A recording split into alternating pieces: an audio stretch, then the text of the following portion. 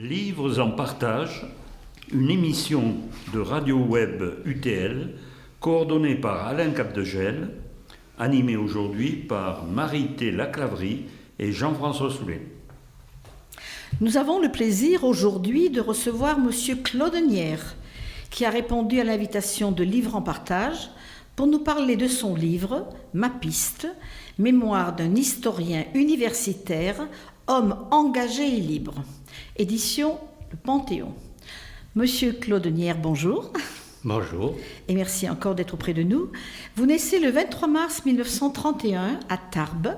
1930. 1930. C'est gentil de me rajeunir. Comme souvent cela se faisait à cette période dans l'appartement de vos parents, au premier étage du magasin Manuguet. Commerce qui a disparu aujourd'hui, mais qui à l'époque offrait aux Tarbais et à la population environnante un choix multiple de produits de la vaisselle aux meubles. Votre père en était le directeur. Votre petite enfance s'est choyée dans une famille unie, protectrice. L'arrivée d'un petit frère, quelques années plus tard, viendra enrichir ce foyer. Votre mère, une dame élégante, prévenante, vous apprend les bonnes manières, la façon de se vêtir, de se tenir, de parler sans accent. Elle vous fait prendre aussi des cours de solfège, de musique, d'escrime, aussi où vous allez exceller. Enfin, un apprentissage de tout ce qui convient à un garçon de milieu dit bourgeois. Ce père, vous semblez l'admirer, mais en même temps, vous cherchez à le comprendre. Il semble manquer de communication avec le petit garçon que vous êtes. Vous en souffrez et vous écrivez, ce qui fut, dites-vous, pendant des années, une relation, un malentendu. Pouvez-vous nous parler de ce père, Claude Nière ? Oui, bien sûr, je peux en parler. Mon père était issu d'un milieu artisanal. Il était le dernier des enfants, sauf une fille, mais qui ne comptait pas parce que c'était une fille. Il a donc fait son apprentissage à partir de 7 ans. Puis il a monté, par son courage, son intelligence, l'échelle de la promotion sociale. Il a fait la guerre de 14, il a été prisonnier, et il est devenu le directeur d'un magasin qui à l'époque s'appelait Manuguet, face à ou à côté des Halles, et qui est devenu, juste au début de la guerre, Manuprix. Et il est resté jusqu'en 1942. Les Halles Broban, il faut dire. Hein. Les Halles Broban, oui, c'est cela. Qu'est-ce que vous voulez savoir de... Je voulais savoir, parce que vous dites, entre mon père et moi, ce fut un malentendu, on n'arrivait pas trop à se comprendre. On a l'impression que vous l'admirez, mais qui en même temps, vous avez manqué de confiance ou... Non, oui et non. Je voudrais vous replonger dans l'époque. 1930, 1940, 45. Les relations entre le père et le fils à l'époque étaient des relations d'apprentissage et d'autorité. Ouais. Il fallait absolument que l'on corresponde aux normes qu'il voulait nous donner, et il fallait en même temps que nous développions nos propres capacités. Mon père, de ce point de vue-là, je crois, a été parfait. Mais entre le moment où l'on reçoit cette éducation et le moment où l'on comprend, il se passe quelquefois plusieurs années. Je crois que je donne le titre dans un chapitre « Papa a la fessée si juste ». Et c'est vrai que mon père avait une éducation, qui était tout à fait normale, hein, à savoir que quand on avait commis une faute, eh bien on l'a payé. Et quand on avait quelque chose d'insuffisant dans son attitude, je ne sais pas, dans ses réactions, il corrigeait. Mon père m'a donné une peur de la peur commensurable ou incommensurable. Oui. Il ne supportait pas que l'on ait, non pas que l'on ait peur, mais il ne supportait pas que l'on ne supporte pas la peur. Et il m'a toujours dit, si tu as peur, c'est pas grave. Si tu as peur de la peur, à ce moment-là, je n'étais pas bien élevé. Mais en lisant votre livre et ses premiers pas dans votre existence, j'ai été vraiment touchée par l'amour que vous portez vos grands-parents maternels. Le grand-père Joseph, chef de gare, la grand-mère Angeline, qui a eu en 1923 le baccalauréat, ce qui n'était pas courant à l'époque. Des études de droit aussi, une vive intelligence et surtout cette tendresse qu'ils vous manifestaient à chacune de vos vacances chez eux, dans la grande ville de Toulouse. Leur seule évocation, écrivez-vous, fait remonter en vous l'afflux de souvenirs tendres. J'aimerais, à mon tour, que vous faire égrener des souvenirs de la première enfance, la préadolescence. Vous égrenez en effet vous-même des lieux, des souvenirs en même temps. Alors par exemple, il y a le jardin Massé. Vous écrivez « Ma faveur va au jardin Massé créé au XIXe siècle. Je le connais par cœur. J'y trouve le cloître Saint-Sever de Rustan. Je me souviens des courses effrénées, de mes imitations du cri de Tarzan, du bosquet où je me cache en passant par un petit espace qui existe toujours. Des pans avec leur Léon de la Montachol, orthographe non garantie, que nous atteignons en sautant par-dessus le petit fossé d'eau qui l'entoure, du bâtiment avec sa tour où l'on pouvait alors grimper jusqu'en haut sans problème. Au sud du jardin, le parc Bérens avec ses cours de tennis, etc. Et c'est vrai que ce jardin Massé, il est dans toutes les mémoires de ceux qui ont eu la chance, comme vous, enfants, de le fréquenter. Je pourrais écrire exactement la même chose, dans les bosquets, etc. La place Montbourguet, vous le décrivez très bien à cette époque. Sur la place Montbourguet, place tournante de la ville, se dressa autrefois la guillotine. Je ne suis pas tout à fait d'accord. Il faudrait le faire préciser. Pour moi, la guillotine, elle était place Marcadieu. Eh bien, c'est sûrement que ma source est fausse. Oui, ou la mienne. Ou... Je ne sais pas. Il faudrait rechercher. Il faudrait rechercher. Le problème, c'est qu'il ne nous reste aucun témoin. Voilà, oui, exactement. Ils ont tous perdu la tête. Et voilà. Donc, sur la place Montbourguet, vous écrivez « Plaque tournante de la ville, se dressa autrefois la guillotine et avait lieu de grandes manifestations officielles, venues de Pétain, d'Arlan et autres. » Oui, vous étiez là en avril 1941, quand Pétain donc, a visité la Bigorre. Et où étiez-vous exactement ? En haut d'un immeuble. Cet immeuble d'ailleurs qui me rend très triste parce que je viens de le retrouver et le magasin qui se trouvait en bas, qui s'appelait Femina, qui venait de s'installer, a disparu. La dernière fois quand je suis venu à Tarbes, il existait encore, mais je regrette. Et je souhaite à ceux qui sont les survivants de cette maison eh bien, de continuer à survivre dans notre belle ville. Vous aviez 11 ans, donc Pétain, ça représentait, enfin ce qu'on vous en disait, bien sûr, à la maison, mais vous n'avez pas un souvenir particulier de ce passage de Pétain, du passage, je ne dis pas de son passage au gouvernement, je dis de son passage à Tarbes. Si c'est le passage à Tarbes, non. J'étais là, j'ai vu une foule qui applaudissait, qui chantait la Marseillaise, mais c'est tout le souvenir que j'en ai gardé, absolument tout. Et vous n'étiez pas encore scout, parce que sinon vous aurez mobilisé en uniforme, je suppose. Non, vous n'étiez pas encore au scout Non, j'étais à l'époque cœur vaillant. Ah, d'accord. Par contre, nous avons défilé, il y a eu la venue à Tarbes de 2 représentants du gouvernement qui par la suite sont devenus des résistants, j'en donne le nom là mais il m'échappe à l'instant, et nous allions à toutes les cérémonies qui étaient les cérémonies organisées par l'État français à l'époque, amenées soit par les scouts, soit par nos professeurs. De toute façon, la jeunesse était mobilisée. Et un souvenir qui vous est pénible, et nous avons le même si ce n'est pas le même médecin, vous décrivez l'opération des végétations, quand vous avez je ne sais plus quel âge, et c'est une boucherie, d'ailleurs j'ai le même souvenir moi, c'est-à-dire qu'à l'époque on n'avait pas d'anesthésie, donc on faisait ouvrir la bouche là, avec un écarteur là, et puis d'un seul coup on coupait, le sang jaillissait, et vous décrivez cette opération qui vous est restée en mémoire sans doute. Mais c'est normal, ça a été mon heure de gloire en réalité en tant qu'enfant.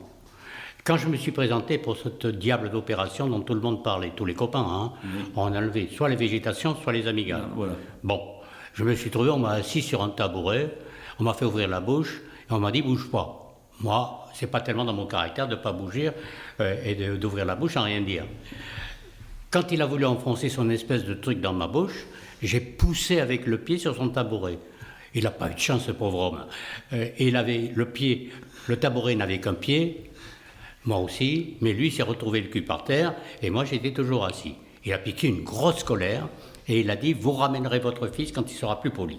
Bon, alors, je suis parti. Papa, qui n'aimait pas qu'on ait peur, bon, il s'amène à l'école en disant, Claude, vous l'aimez bien, mais je vais vous raconter. Et il raconte à mes copains ce que j'avais fait. C'est tout juste, ils ne m'ont pas porté en triomphe, parce que je venais de venger, ou j'allais venger, tous les gens qui se faisaient arracher les amygdales ou les végétations. Et donc, la seconde fois, il y avait un infirmier, une infirmière, etc. Et je leur ai dit, c'est pas la peine, je ne bougerai pas. Et je n'ai pas bougé. Et c'est là qu'on m'a opéré. Et c'est là que je me demande toujours si le fait que je n'avais eu aucune anesthésie était une vengeance du docteur qui est devenu maire de Rennes, d'ailleurs, maire de Rennes, Tarbes, que Dieu me pardonne. Le docteur Bruso-Gris, c'était... Voilà. Ou si, au contraire, tout simplement, il n'y avait aucun élément pour anesthésier ça. Mais les médecins disent que c'est pas rigolo du tout. Hein. Ah non, non. Vous en êtes mieux tiré que moi, parce que moi j'ai reçu une paire de gifles par le médecin, mais c'était pas le docteur Bruso-Gris, c'était le docteur Bonan, père. Bien. Donc vous venez d'évoquer les cœurs vaillants, vous avez une enfance donc, dans un milieu catholique, donc vous êtes dans des mouvements chrétiens comme les cœurs vaillants, le patronage rue Cazot avec l'abbesse Libert, les scouts, donc vous décrivez tout cela fort bien. Et puis arrive la guerre, donc vous avez 12, 13, 14, 15 ans à la fin de la guerre à peu près, et où en êtes-vous, un jeune, presque un enfant encore, qui a 15 ans, qui voit le pays se diviser, les positions des parents, vous vous souvenez un petit peu ou vous êtes loin de tout cela? Non, je me souviens parfaitement. Si j'essaie de synthétiser, il y a eu 2 ou 3 périodes. La première période, clairement, ça a été la période de la défaite. Là, il a fallu expliquer, comprendre le maréchal, essayer de comprendre ce que disaient les parents, parce que les parents, à l'époque, on ne parlait pas avec les parents. Par contre, on était par terre et on écoutait. Donc, c'est là qu'on faisait notre information. C'est faux ce que les parents peuvent raconter en s'imaginant que les enfants n'entendent pas. C'est une très très grande erreur. Moi, j'en ai profité en tout cas. Donc, il y a eu cette période-là, qui était une période d'adaptation. Et puis ensuite, cette période d'adaptation s'est compliquée du fait de qui choisir, des Anglais ou les Allemands. Alors les Anglais, à ce moment-là, vous ne vous rendez pas compte. Mais qu'est-ce qu'ils ont pu entendre? Ils nous avaient tout fait. Bon, c'est vrai qu'on n'a pas été en rapport idéal, historiquement, avec l'Angleterre. Mais quand même. Mais nous, ça nous posait question, aux enfants. À partir de 11 ans, se dire qui est l'ennemi? C'est l'anglais ou c'est le Boche? Excusez-moi, on ne disait pas allemand à l'époque, on disait le Boche, le vert de gris, pour les meilleures formules. Bon, et puis après, les choses ont évolué. Il y a eu la guerre telle qu'elle s'est développée, les premières victoires allemandes, qui finalement remplissaient un peu de plaisir pour papa, qui se disait, puisqu'ils battent toutes les armées, c'est que nous, qui avons été battus, ben c'était... Bon, c'est justifié, c'est compréhensible. Et puis est arrivé finalement la déclaration de guerre à la Russie. Ça a été déterminant dans la famille. Dans la famille, il y a ceux qui étaient contents et ceux qui n'étaient pas contents. Bon, ceux qui étaient contents en se disant, les Boches, ils vont en prendre un grand coup. Ceux qui n'étaient pas contents, contents plutôt. Et ceux qui étaient hésitants, c'est ceux qui disaient, ils s'attaquent aux bolcheviks, c'est bien, mais en même temps, c'est dangereux. Voilà. Là, ça a été la deuxième rupture. Et puis la troisième rupture a été tout bêtement et tout simplement dans les années 1943, quand l'Allemagne a subi ses grandes défaites. Et ça, je les ai vécues presque en direct, parce que papa avait de bons rapports avec un Allemand qui occupait Tarbes et qui était un Bavarois. Papa avait été prisonnier. Ils échangeaient entre eux, et le Bavarois racontait à papa, donnait ses états d'âme. Et papa un jour est arrivé à la maison en disant « ça y est, le Boche m'a dit qu'ils étaient foutus ». Voilà, c'est comme ça qu'un gamin j'étais un gamin quand même, hein, pouvait vivre les choses. Puis on crevait de faim. Je crois que la jeunesse actuelle ne se rend pas compte que c'est véritablement qu'avoir faim. C'est quelque chose qui a duré très honnêtement jusqu'en 1955. Alors, vous avez employé le mot 2 fois pour le mot rupture pour parler de la conjoncture internationale. Moi, après vous avoir lu, je l'emploierai pour votre situation personnelle. Vous analysez bien, et là, on arrive à une période de rupture avec votre passé, les choix de votre famille. Alors, vous donnez très bien les éléments de cette rupture. Il y a d'abord le divorce des parents à 14 ans, la haine que vous avez pour votre belle-mère, les études que vous négligez, hein, on voit que vous êtes perdu, la rupture religieuse, vous êtes un enfant jusque-là très pieux dans la religion catholique, et puis hop, et vous tournez presque à la délinquance, hein, vous dites je deviens chef de bande de jeunes à 15-16 ans, hein, et donc il y a cette rupture qui est très très nette, qui est très forte, hein, c'est quand même, ça indique déjà une personnalité plus forte que la moyenne, hein. C'est une rupture adolescente, certes il y en a, mais là, et puis alors assez vite, vous l'avez cité, il y a une admiration presque naturelle pour la Russie, après Stalingrad notamment. Pour vous, les soviétiques personnifient l'espérance, c'est clair et net. Tout à l'heure, vous avez dit que votre cœur avait balancé entre les Anglais et les Russes. Eh bien là, ça y est, vous avez choisi.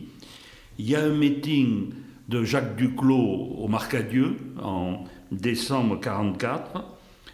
Et puis, et je termine là pour vous laisser la parole, pour que vous puissiez corriger certaines affirmations que je fais, il y a un prof de philo, Pierre Morange, qui est votre professeur de philosophie, et qui quand même va jouer un rôle, c'est un homme engagé, marxiste, et donc vous êtes bon en philosophie, il y a une espèce d'adéquation entre lui et vous, et il joue un rôle important à un moment clé.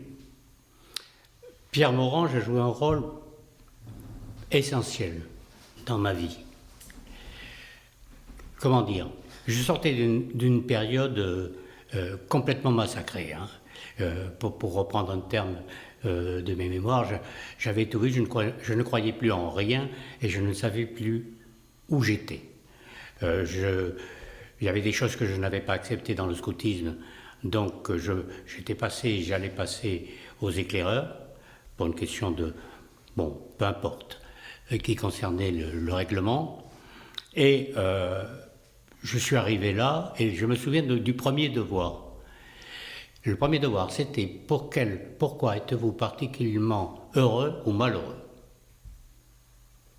Bon, je ne sais pas ce que j'ai écrit.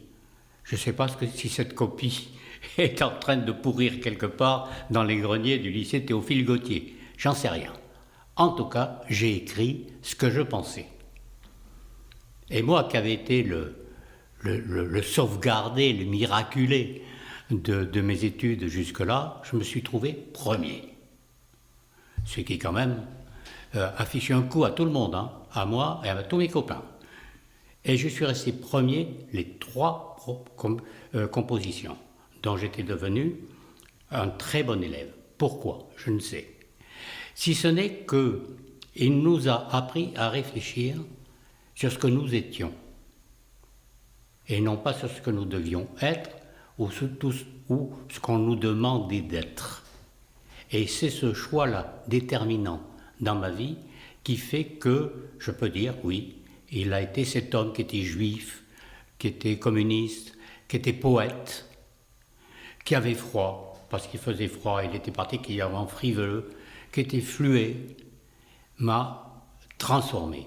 Et le premier livre que j'ai jamais écrit, quand j'étais historien, c'est à lui que je l'ai dédié. Voilà, oui, c'est un homme qui a énormément compté. Je pense qu'il a compté plus ou moins pour mes collègues. Il était attendu parce qu'il était tellement de gauche. Il a eu des démos avec Monseigneur Théas, parce que c'est lui qui a réorganisé la bibliothèque de Tarbes après la guerre, qui a fait ressurgir tous les livres qui avaient été écartés de la lecture par le règlement Routteau. C'est un homme qui a compté dans l'histoire de la ville. En tout cas, il a compté dans la mienne et il compte toujours. Donc, moment la clé qu'on voit après coup, évidemment, de cette rupture qui se termine justement par cet apprentissage un petit peu de la réflexion, de la pensée à travers donc le cours de Pierre Morange. Et alors, s'il fallait donner des noms, vous savez que les historiens, on a la manie d'établir des étapes, des phases, etc. à nous, et on se trompe souvent. Hein. Donc moi là, après, si je devais écrire sur votre vie, je dirais il y a le mûrissement. Le mûrissement, c'est pas très beau, peut-être on dirait l'arrivée en maturité, eh bien c'est un coup du sort qui va vous frapper. Hein. Vous avez, il me semble, ce qu'on appelait à l'époque une primo-infection, non un problème tuberculeux. J'étais un modèle de sport. J'étais costaud comme il n'est pas possible. Je n'oserais même pas montrer une photo que j'ai de moi. Je suis magnifique, musclé, et je tombe. J'ai une pleurite à Paris. Je vais à Paris, j'ai pas un rond. Hein. Honnêtement, je suis habillé comme il faut. C'est incroyable. Et là, je trouve un poste où j'étais pas payé. Et donc, pour suivre les cours à la Sorbonne, il fallait que je me passe à manger. Et je me suis tapé une pleurite. Et cette pleurite s'est transformée en pleurésie, parce qu'un infâme crétin, pour pas dire un connard total, excusez le vocabulaire, m'a fait 2 piqûres successives qui ont failli me tuer. Et je me suis retrouvé en sana. Voilà, à Aires-sur-Adour, c'est-à-dire dans les Landes. Ça a quand même... moi qui avais reçu déjà l'extrême onction quand j'étais en 5e, ça faisait beaucoup pour un gamin, même jeune. Ça vous fait sourire, mais c'est vrai qu'il y a de quoi rire. Alors, donc, après cette année en 1950 à Paris, donc vous faites 25 mois à Aires-sur-Adour, oui. Dans cette maison de cure qui dépend de celle de Saint-Hilaire-du-Touvet, donc c'est une maison de cure pour étudiants. Et déjà, d'ailleurs, lors de votre passage à Paris, avant, hein, vous êtes entré au Parti communiste, puisque vous êtes déjà en cellule, hein, vous avez pris la carte du parti en janvier 1950. Bon. Oui. Et à Aires-sur-Adour, donc vous racontez très bien cette vie d'étudiant, c'est presque un village, hein, Aires-sur-Adour, mais vous êtes vraiment à part, hein, et vous organisez. C'est là que vous allez apprendre la mort de Staline. Il y aura un drapeau rouge en berne. Je ne sais pas si c'est vous qui l'avez mis en berne. Bleu, blanc, rouge. Bleu, blanc, rouge. Bon. Attention, il me semble avoir lu rouge, moi. Hein, mais eh ben, il y en avait un rouge aussi. Il y en avait un rouge aussi, d'accord. Et vous repartez d'Aires-sur-Adour pour une période de post-cure à Paris, donc, de juin 53 à juin 54. C'est là que vous avez pour camarades un certain François Furet, que vous rencontrez Claude Mazory, qui sera un compagnon de route pour vous aussi. Donc, il y a ces 4 années, on a envie de dire 4 années perdues pour les études, pour quelqu'un comme moi, mettons, qui passait beaucoup aux études, mais elles ne sont pas perdues pour votre mûrissement des idées et surtout pour vos débuts au sein du Parti communiste. Donc, vous entrez à la Sorbonne, vous êtes décidé à faire des études d'histoire, vous appartenez à la cellule du Parti communiste en histoire, hein, vous voyagez, Grèce, Italie, tout ça, et donc vous voilà militant du parti, déjà jeune militant, très avide. Alors, qu'est-ce qui vous paraît décisif quand même dans le Parti communiste pour y consacrez toute votre vie, pratiquement. Comment le voyez-vous? Vous n'êtes pas le seul. Il y a énormément d'intellectuels à l'époque, après la guerre, qui choisissent cela. Mais pour vous, le parti, ça représente quoi? Ça représente ma vie, en réalité, telle que je l'ai menée. La preuve, c'est que parmi les meilleurs amis que vous venez de citer, Claude Mazorik, il est toujours vivant et j'ai toujours des rapports avec lui. Alors pourquoi suis-je devenu communiste? D'abord parce qu'on m'a déclaré communiste. Je ne savais pas que j'étais communiste, pas du tout. Mais comme j'étais chrétien, comme j'avais vécu la découverte des camps de concentration, comme j'avais découvert la libération, avec le nombre de morts communistes, 70 000, que la ville de Tarbes, dont vous avez parlé, était une ville dans laquelle il y avait une forte implantation communiste, que j'ai découverte, bien sûr, à la Libération, l'admiration que nous avions, vous en avez parlé, pour les victoires de l'URSS, le fait qu'il y avait pour nous le camarade Staline, si je puis dire, le petit père des peuples, à l'époque. Bon, je prenais systématiquement parti pour les ouvriers de l'Arsenal dans lequel je me trouve à l'heure actuelle, en face de vous, et pas en face d'ouvriers. Bon, ils manifestaient, ces gens. Ils avaient des besoins, ils avaient des aspirations. Et en plus, le communisme avait l'air de présenter un monde nouveau, un monde de justice, un monde où les pauvres ne seraient plus pauvres et tout le monde participerait à l'État. Bon, utopie, dirait-on maintenant. Utopie, oui, mais utopie qui vivait à l'époque. Et donc, une des raisons, c'est que je défendis systématiquement les mouvements populaires. Et c'est les autres qui ont déclaré que j'étais communiste.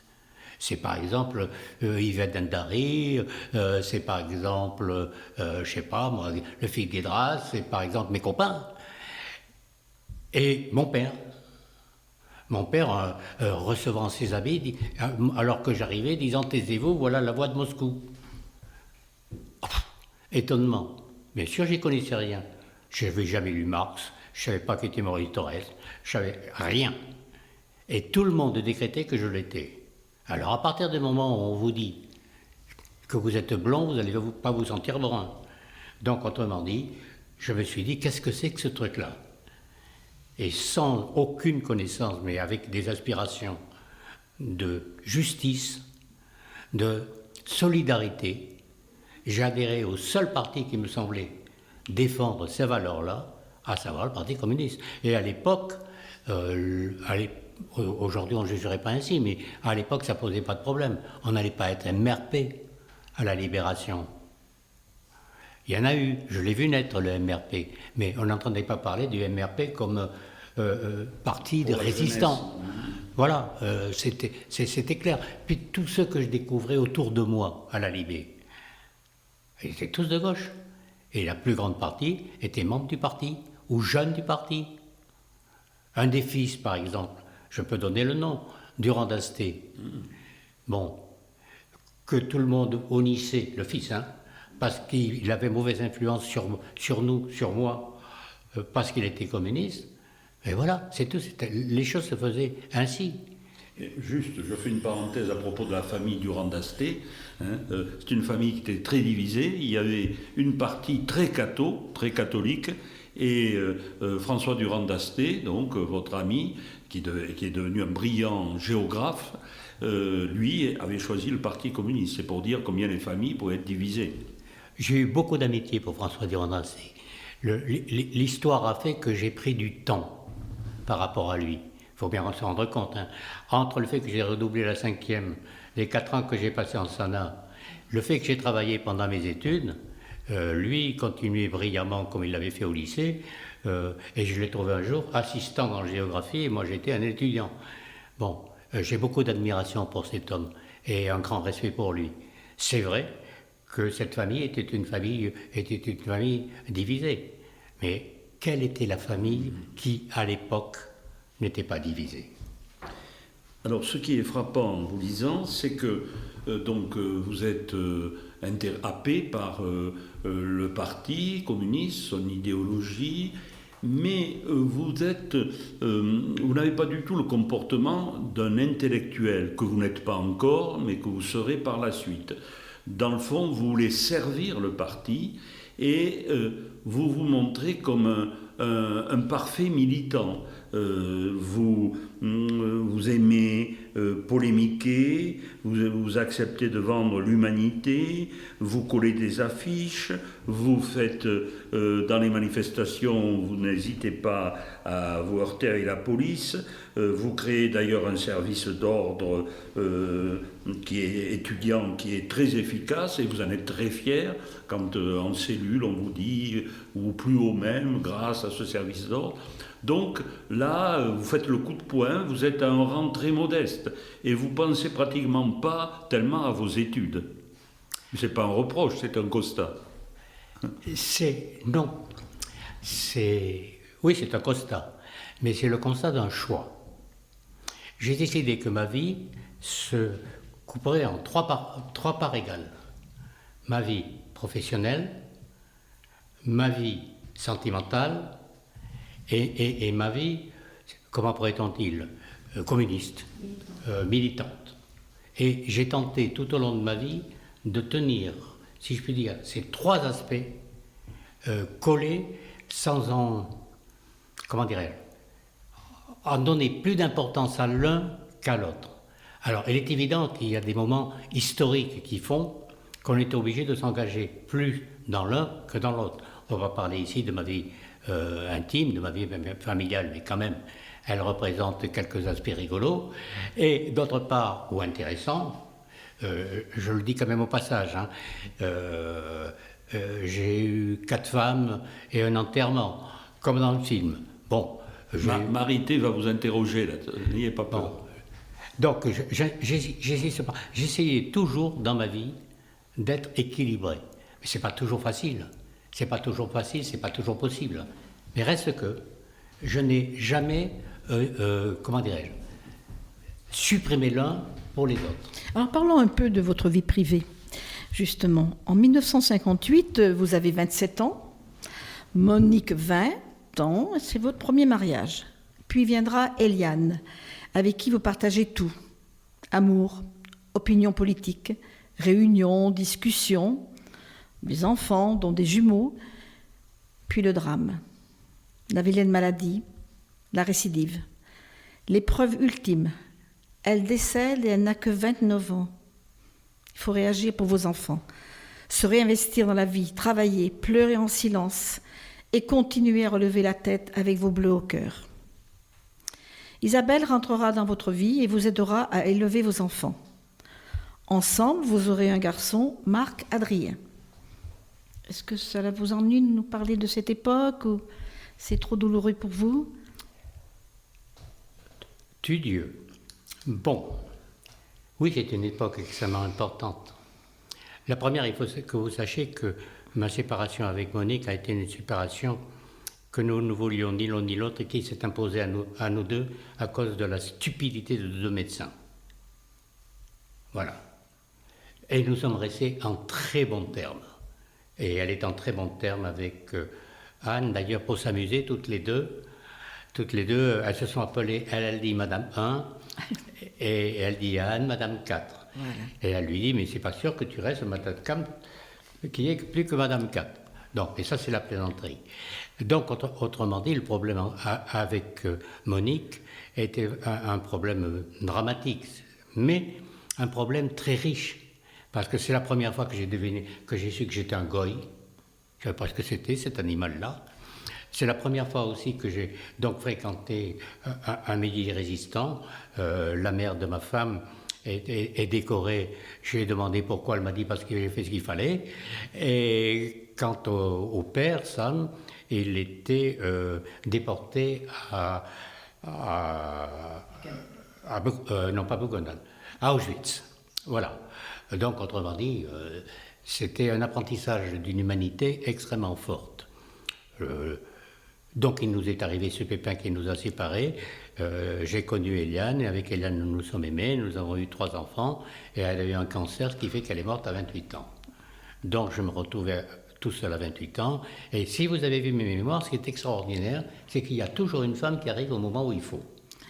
Oui, Eliane a l'air d'avoir beaucoup d'importance pour vous quand même. On sent un véritable amour avec Eliane. Hein. Ah ben, j'ai eu un véritable amour avec toutes.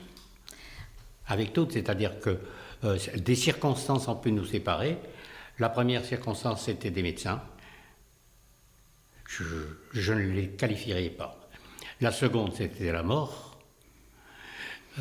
La troisième, ce sont deux vies très riches, mais qui ont divagué en des sens différents.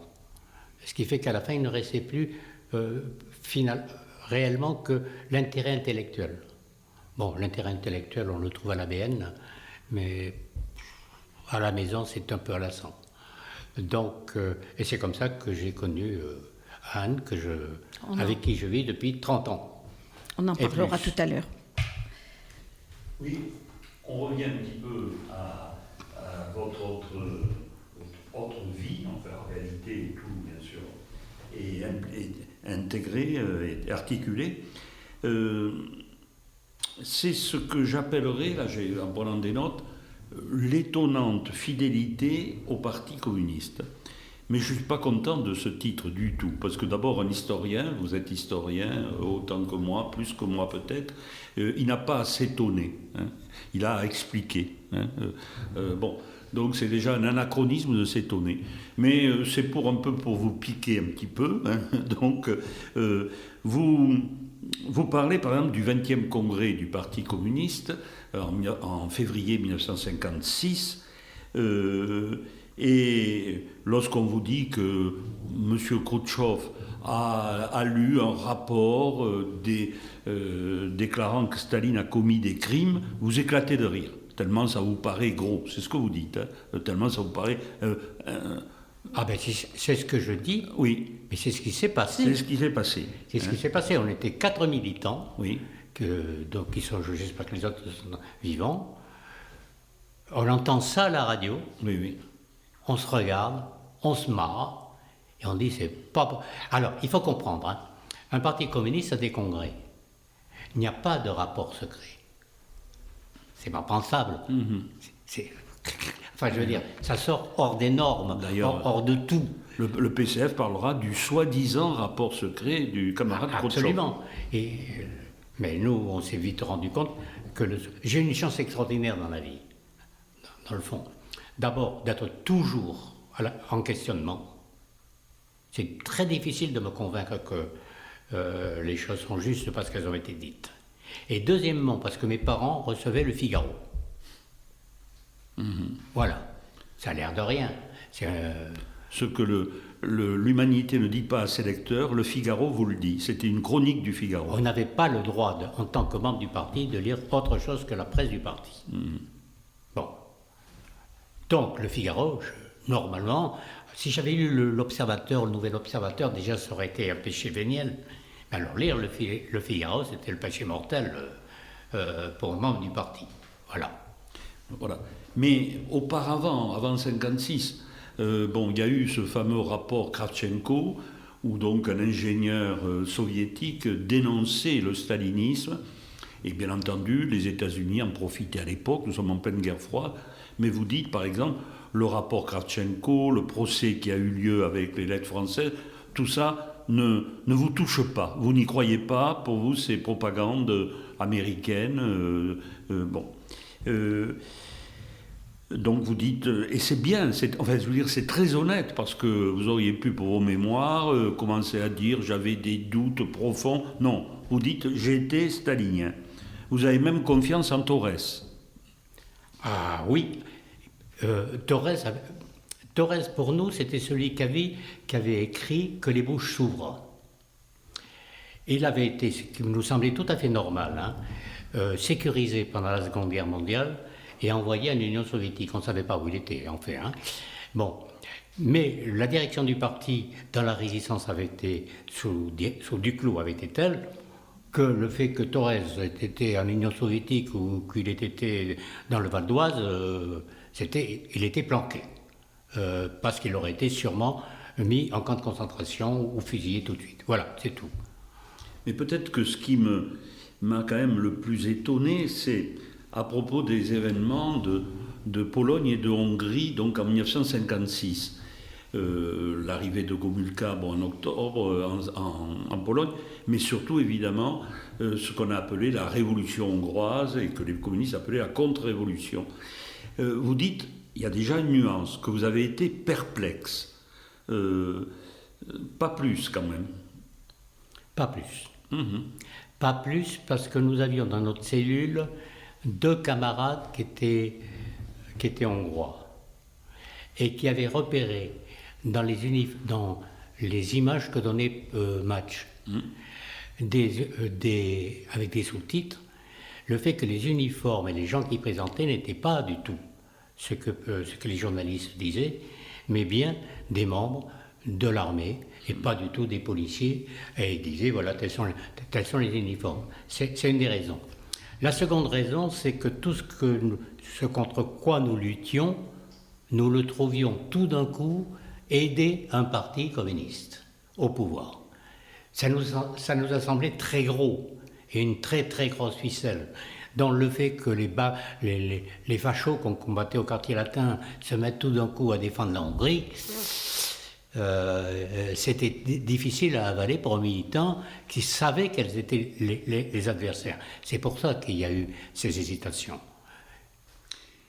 Et je passe rapidement, parce que l'heure elle-même passe vite, l'Algérie, en gros, pour vous, militants communistes, et déjà historien, puisque vous avez la licence d'histoire, vous avez même l'agrégation, donc, et la guerre d'Algérie est là. Qu'est-ce que ça a joué, la guerre d'Algérie, pour vous? Ça a joué, ça a été le summum. Je dis dans mes mémoires, parce que c'est vrai que j'ai découvert le problème colonial après la guerre. Moi, je suis né dans une période où c'était l'Empire. Bon, mais... Pour l'Indochine, quoi, vous a d'abord frappé. L'Empire, bon. Donc, j'étais tout à fait naturellement porté à accepter ou à comprendre que les colonies françaises veuillent devenir indépendantes. Le problème de l'Algérie était un peu plus compliqué, dans la mesure où il y avait 1 million d'Européens qui étaient installés là-bas. Il y avait beaucoup aussi de déportés de la commune qui avaient été envoyés en Algérie. Donc il y avait une situation qui était un peu particulière. Enfin, j'avais comme camarade d'études une Marocaine, une Algérienne, une Tunisienne, et on voulait tout simplement qu'ils aient un statut différent. Ça a été le premier pas.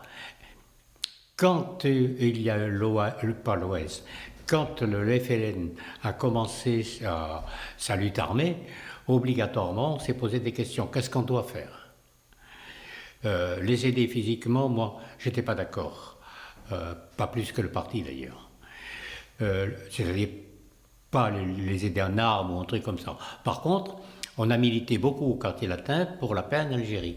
C'est d'ailleurs à propos de ces meetings que j'ai été, si je puis dire, intronisé responsable du service d'ordre du quartier latin pour les étudiants. Nous étions anticolonialistes. Mais Duclos, avec qui j'ai discuté, et discuté plus d'une fois, me disait, mais oui, tu as raison, mais la formule c'était, le droit au divorce n'est pas forcément l'obligation de divorcer. Donc on disait, ok, l'Algérie, il y a un nombre de pieds noirs extrêmement important, 1 million c'était pas rien. Il y a le poids de notre histoire. Il faut trouver une solution qui soit une solution de compromis.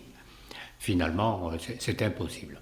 Mais on était contre, bien évidemment, la politique, complètement telle que les militaires l'ont menée. Mais les militaires, ils ont fait ce que je dis aussi à un moment, il ne faut pas faire porter aux militaires le poids des décisions que les civils portent. Les militaires, ils font ce qu'on leur dit de faire. Vous étiez, en tant que militant communiste, contre la politique du gouvernement et ce que faisaient les militaires, mais vous venez de le dire, vous étiez aussi contre le soutien direct au FLN. Par exemple, il y avait un Tarbais, il est né à Saint-Gaudens, mais d'une famille tarbaise de votre âge, qui s'appelait l'abbé Robert Davzy, qui à la même époque, donc lui, a choisi d'aider le FLN. Il était porteur de valises, etc. Non, mais est-ce que vous vous souvenez de lui il a été condamné en 63, tout ça. Non, vous vous souvenez pas Non, de lui, je ne me souviens pas, mais je n'acceptais pas ça. D'accord. Je n'acceptais pas ça. Il me semblait, et il me semble toujours, que la bagarre se faisait en France, que nous devions renverser la politique gouvernementale telle qu'elle était en Algérie, mais porter les armes contre des soldats que nous envoyions, nous, parce que c'était ça, hein. Ça, je ne l'acceptais pas. Et je n'accepterai d'ailleurs pas que l'on dise du mal de quiconque dans notre armée qui fait quelque chose que l'État lui ordonne de faire. Parce que l'État, c'est nous qui l'élisons. Si on n'est pas content, il faut en élire un autre. Parce que Robert Davezies avait une analyse, il était prêtre, mais une analyse marxiste de la chose. C'est dommage qu'il ne soit pas à ma place pour discuter avec vous, parce que là, il me semble que, je ne sais pas, il a sauvé un peu l'honneur du marxisme en allant jusqu'au bout des choses. Mais on ne va pas revenir. Celui qui a sauvé l'honneur du marxisme, ce n'est pas lui, c'est Serge Magnan. Serge Magnan était mon pendant dans le 6e arrondissement. Moi, j'ai été recruté, je devais aller en Algérie. Comme j'ai été malade, j'ai été réformé. Lui est allé en Algérie. Il a été mis dans un régiment parachutiste. Et dans ce régiment parachutiste, il n'a pas porté les armes contre les Algériens, mais il a fait signer des pétitions dans le régiment en Algérie. Il a fait signer des pétitions qui l'ont fait condamner 2 fois par le gouvernement. Et il a été soutenu par le PC à l'époque? Le PC et Rob Rayet ont été à son mariage en prison. Mmh. Ceci dit, les camarades qui le connaissaient et qui me connaissaient au moment où il était malade, à un année témoin, m'ont demandé d'aller le voir parce que il avait... non, c'était Dresch à ce moment-là. Et ils avaient besoin de retrouver le vieux militant que j'étais. C'est le même type de soutien que pour Robert Davezies, justement, le cardinal Liénard est allé le voir en prison. C'est-à-dire que, c'était une manière de dire que quand même on soutenait sans toutefois soutenir. Bien. Non, c'est moi qui dis ça parce que je vois que l'heure passe vite. Alors, avant de redonner la parole définitivement à Marité Laclavrie, dont nous vous rappelons que nous sommes en train d'interroger Claude Nière, un Tarbé, qui vient de sortir un gros ouvrage de plus de 500 pages sur sa vie d'abord à Tarbes, et puis par la suite, sa vie de militant, d'universitaire. Alors justement, donc vous êtes agrégé en 63, donc ça y est, vous avez le label, et ça ne vous pèse pas au fait d'avoir un diplôme bourgeois comme l'agrégation? Non, vous pensez que vous l'avez gagné et que donc... Je suis bourgeois.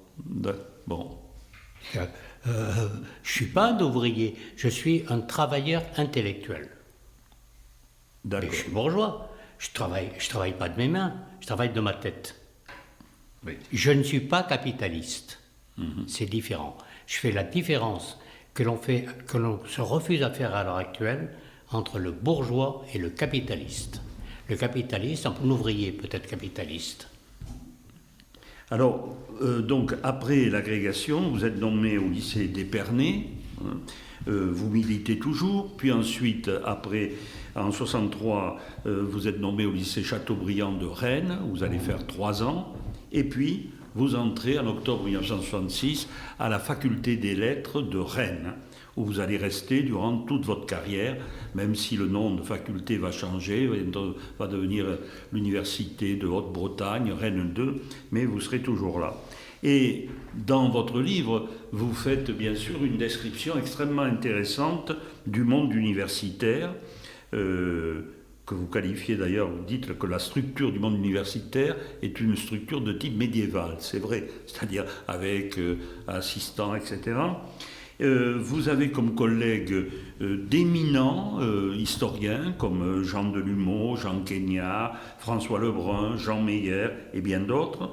Et puis mais surtout, ce qui va être pour vous presque l'essentiel, certes, vous allez faire une thèse, une très belle thèse, sur les villes de Bretagne au XVIIIe siècle, avec un beau jury et tout, mais vous aurez parmi vos étudiants, pour la petite histoire, un certain Jean-Yves Le Drian. Je ne savais pas qu'il était étudiant en histoire, donc disons que j'ai appris ça en vous lisant, parmi d'autres choses. Donc, certes, vous êtes universitaire, chercheur, enseignant, mais quand même, le militantisme continue. Vous, en mai 68, puisqu'il y a de nombreuses pages sur mai 68, vous faites partie d'un collectif dans votre université. Vous voulez transformer justement l'université.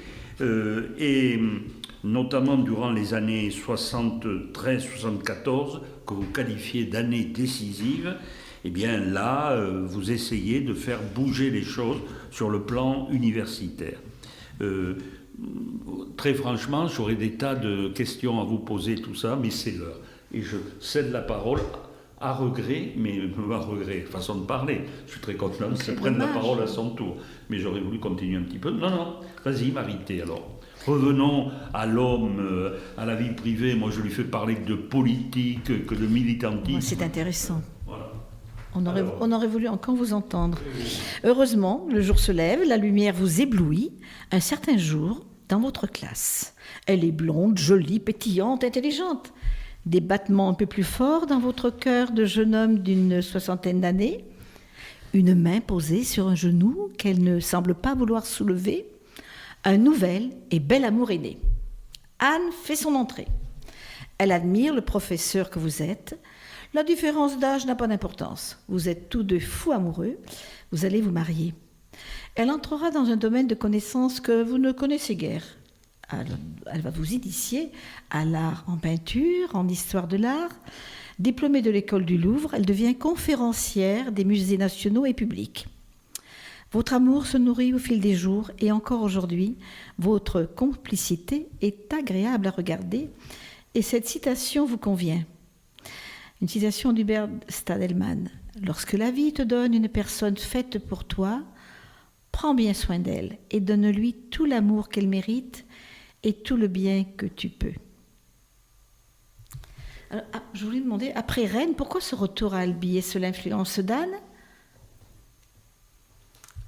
Après Rennes, vous revenez à Albi. Oui. Est-ce que c'est l'influence d'Anne ou cette... C'est l'influence, non. C'est le hasard. Ah. C'est le hasard. Quand j'ai connu Anne, on lui a promis un jour, on est allé à Toulouse.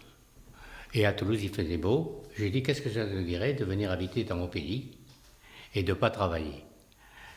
Donc de prendre un congé. C'est ce qu'on a fait. Et Anne avait à ce moment-là la promesse d'avoir sa réintégration dès qu'on serait arrivé. Elle a attendu 8 ans. Au bout de 8 ans, elle a décidé de faire ce pourquoi elle était faite, c'est-à-dire de l'histoire de l'art. Et donc elle est devenue d'abord médiatrice, puis ensuite la conférencière ou celle qui fait visiter des musées de prestige ou des conférences de prestige. La plus rigolote a été celle que l'on a faite dans une ville universitaire qui était Pau, où elle a fait plus de monde qu'un ministre qui venait se pointer. Et on a été obligé de changer les amphithéâtres pour Anne, pour les faire plus grands, et pour lui, pour les faire plus petits. Mais enfin, bon, à part ça, pour moi, c'est une ouverture à autre chose. Mon interlocuteur a dit que nous étions historiens. Elle a préparé effectivement l'agrégation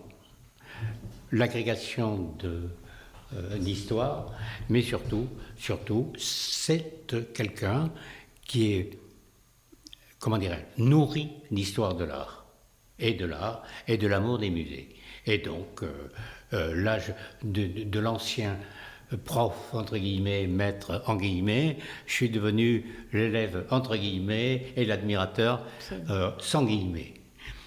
Jean-François, peut-être vous voulez poser une autre question qui me vient en tête.